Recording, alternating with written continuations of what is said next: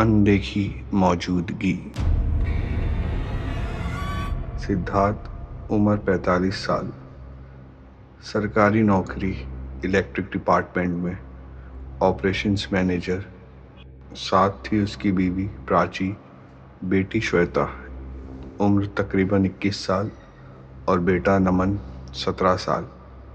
सिद्धार्थ का नया नया ट्रांसफ़र हुआ था एक छोटे से गांव में। डिपार्टमेंट की तरफ से एक क्वार्टर अलॉट किया गया था। क्वार्टर बड़ा नहीं था लेकिन सरकारी था। साथ में एक सर्वेंट राजू। और सरकारी चीज़ों में बस एक प्रॉब्लम होती है, कभी कभी वहाँ कोई और पहले से रह रहा होता है। पहला हफ्ता बिल्कुल नॉर्मल था। नया शहर, नया घर, बस एक बात अजीब थी। श्वेता, उसे लगता था कोई उसे देख रहा है। कभी बालकनी में, कभी बाथरूम, कभी मिरर में। सिद्धार्थ ने सुना, हंस के टाल दिया। नई जगह पे सबको ऐसा लगता है बेटा।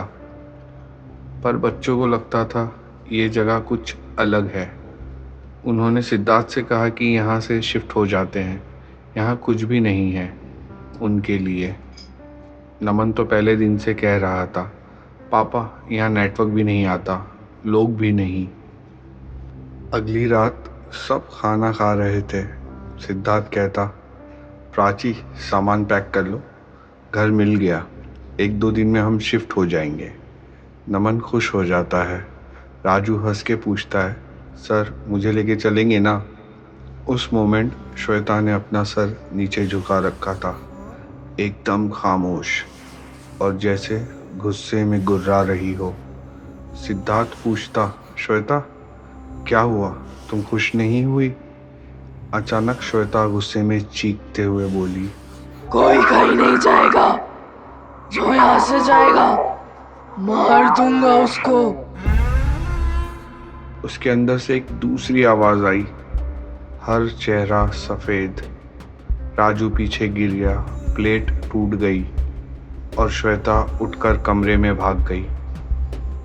सुबह श्वेता तैयार हो रही थी। मिरर धुंधला था।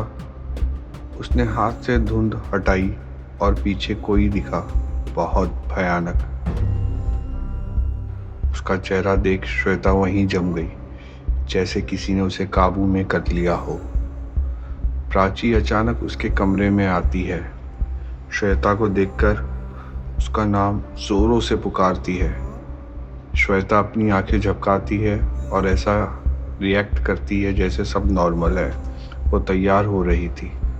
प्राची ने देखा, उसकी गर्दन पे, कंधों के पास उंगलियों के निशान थे, जैसे किसी ने पकड़ा हो। अगली रात डिनर टेबल पे सब बैठे थे। नमन ने मजाक में कहा, दीदी आज भी कोई देख रहा था क्या? इतना कहना था कि पानी का ग्लास अपने आप सरकता हुआ श्वेता के प्लेट के पास आ गया। सब एक दूसरे को देख रहे थे, जैसे सब एक दूसरे से पूछ रहे हो, तुम्हें पता है ये क्या हो रहा है? और अगले ही पल ग्लास हिलता हुआ कॉर्नर तक जाके गिर जाता है। सब चुप। रात के वक्त तकरीबन 3:15 बजे सिद्धार्थ ने सुना, श्वेता के कमरे से उसकी आवाज़ आ रही थी, जैसे उसे बहुत दर्द और तकलीफ हो रही हो। उसने दरवाज़ा खोला। श्वेता सोते हुए दर्द में कर्राह रही थी, जैसे किसी ने बहुत वजन उस पर रखा हो और वो दबी हुई हो, दम घुट रहा हो। पापा बचाओ, मुझे बचाओ। सिद्धार्थ के पैर के नीचे से जैसे ज़मीन हट गई हो। वो श्वेता के पास दौड़ा और उसे एहसास हुआ जैसे कोई उसके बगल से अंदर से बाहर गया हो।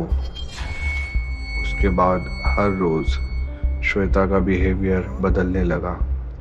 कभी वो टेरिस पे बैठ के घंटों आसमान को घूरती, कभी हंसती, कभी चीख के रोती।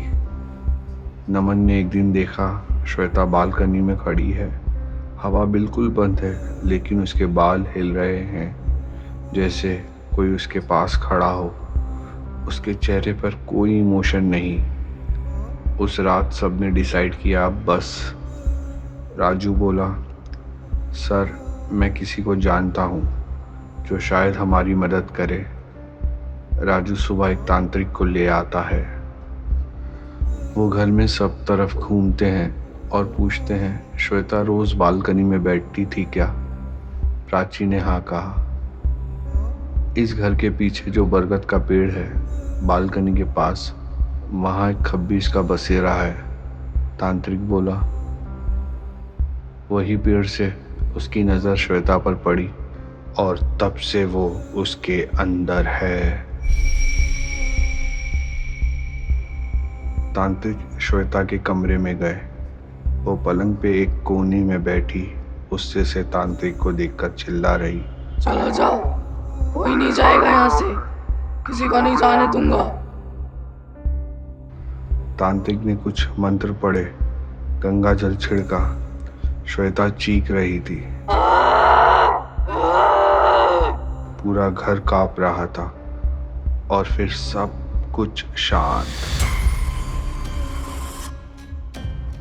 तांत्रिक ने कहा, श्वेता अब ठीक है, पर उसे वापस इस घर के पास कभी मत लाना। जितनी जल्दी हो यहाँ से चले जाओ। सिद्धार्थ और प्राची ने फौरन ज़रूरी सामान बांधा और घर से सब बाहर आ गए। जाते वक्त राजू ने बस एक बार पीछे मुड़कर देखा। बालकनी में कोई खड़ा था।